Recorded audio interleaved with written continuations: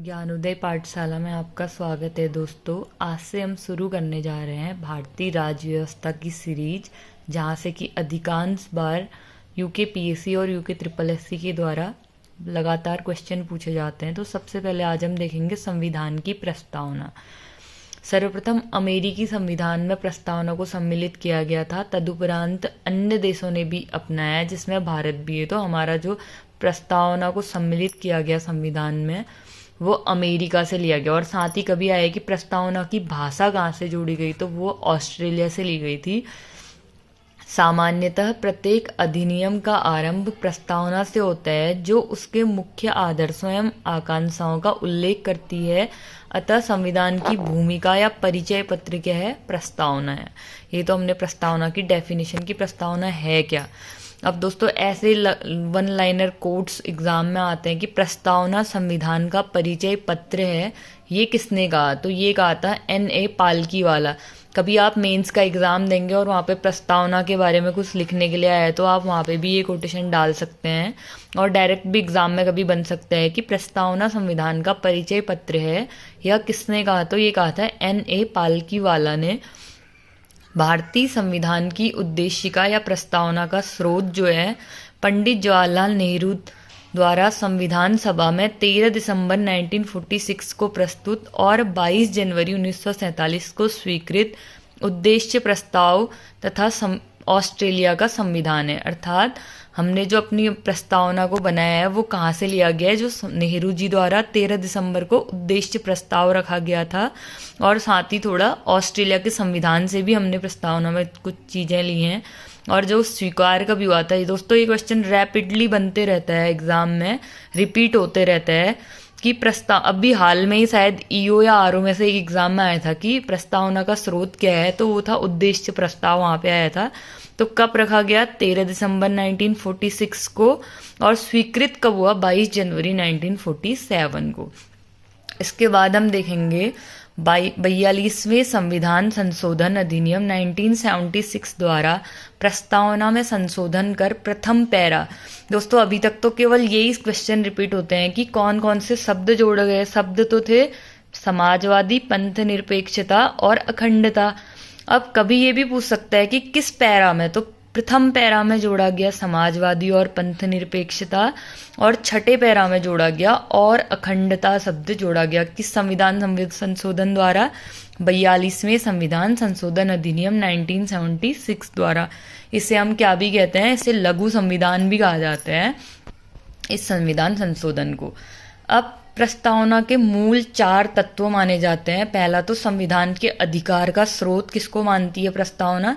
तो प्रस्तावना स्रोत मानती है भारत के लोगों को। भारत के लोगों से शक्ति अधिग्रहित करता है।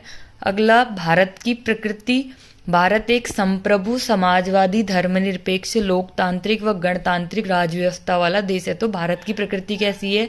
संप्रभु है, समाजवादी है, धर्मनिरपेक्ष है, लोकतांत्रिक और गणतांत्रिक।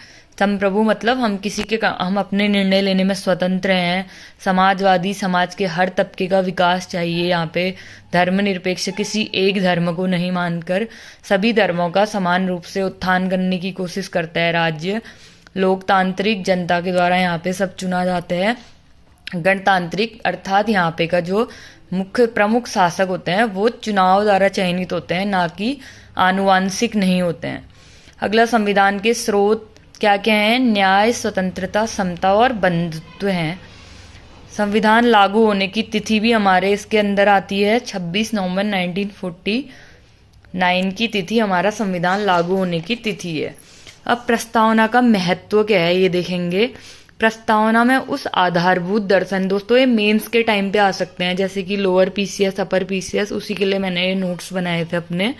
तो कभी सीधे दे देता है कि प्रस्तावना का महत्व लिखिए, तो हम देखेंगे इससे हमारे वन लाइनर भी क्लियर होंगे। हम जितना डीप पढ़ेंगे उससे हमारे वन लाइनर के साथ साथ हमारे मेंस की तैयारी साथ साथ होती रहेगी।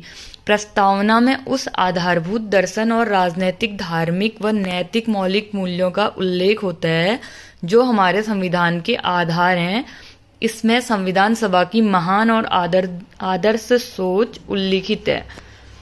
इसके अलावा यह संविधान की नींव रखने वालों के सपनों और अभिलाषाओं का भी क्या करती है, परिलक्षण करती है कि हमारा संविधान जिन्होंने बनाया उनके क्या सपने थे कि हमारा देश कैसा हो, उनकी क्या इच्छाएं थी, तो उनको भी परिलक्षण करती है। तो उनको, उनके सपनों को भी इस प्रस्तावना में, जैसे अंबेडकर जी की कई चीज़ें हैं ऐड की गई हैं। अगला एक पॉइंट आता है, संविधान की प्रस्तावना हमारे दीर्घकालिक सपनों का विचार है।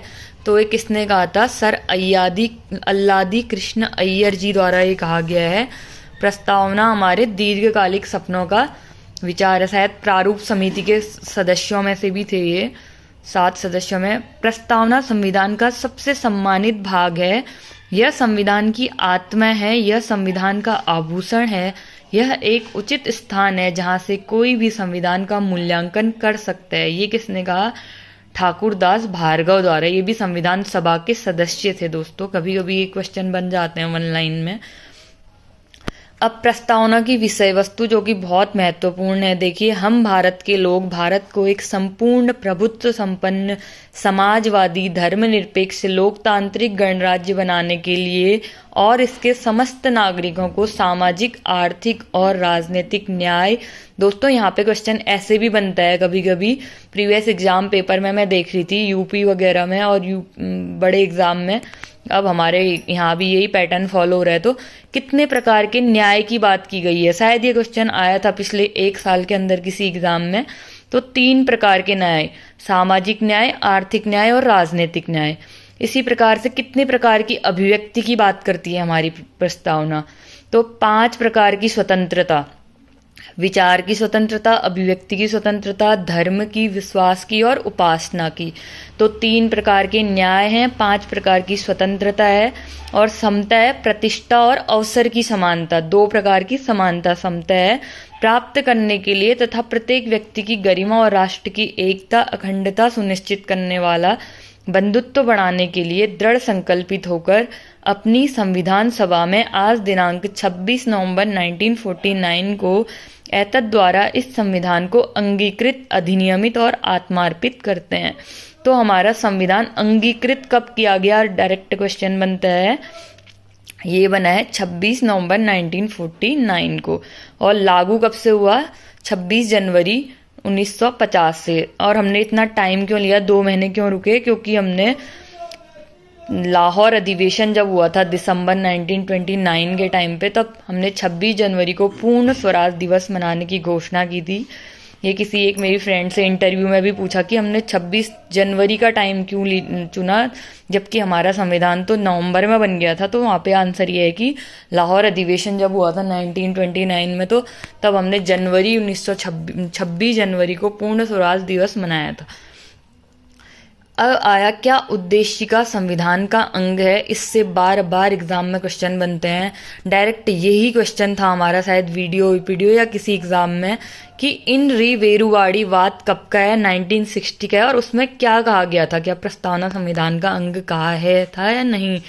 तो इस वाद में उच्चतम न्यायालय ने यह धारित किया था कि उद्देशिका संविधान का प्रेरणा स्रोत भले ही हो, किंतु यह संविधान का अंग नहीं है। तो दोस्तों, इनरी वेरुवाड़ी वाद जो है 1960 का, उसमें साफ साफ कहा गया कि संविधान प्रस्तावना संविधान का अंग नहीं। और साथ ही इसमें दूसरा ये भी कहा गया कि साथ ही जहां संविधान की भाषा संदिग्ध या अस्पष्ट हो, वहां उद्देशिका संविधान निर्माताओं के आशय को समझने में सहायता करती है। मतलब कि उद्देश्य, ये जो हमारी प्रस्तावना है ना, उद्देश्यों को समझने में, जहाँ पे हमें अस्पष्ट लगे कुछ चीजें, तो वो हमारी प्रस्तावना समझा देती है।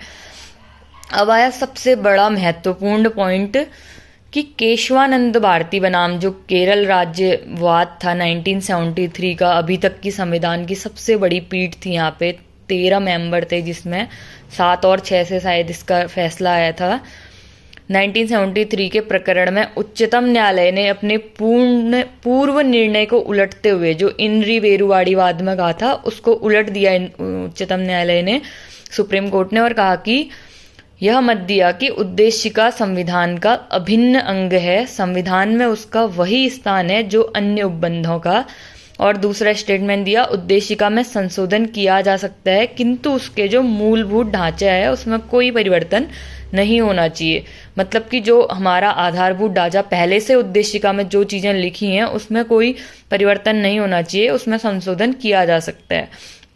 न्यायमूर्ति हिदायतुल्लाह ने गोलकनाथ बनाम पंजाब राज्य के प्रकरण में उद्देशिका को संविधान की मूल आत्मा कहा। तो किस न्यायमूर्ति ने कहा? तो हिदायतुल्लाह ने। अगला ये स्टेटमेंट बहुत इंपॉर्टेंट है, संविधान अगर शरीर है तो उद्देशिका उसकी आत्मा है। यह कथन किसका है? यह कथन है सुभाष कश्यप जी का। अगला है, उद्देशिका को राजनैतिक जन्मपत्री किसने कहा? ये के.एम. मुंशी जी ने कहा है।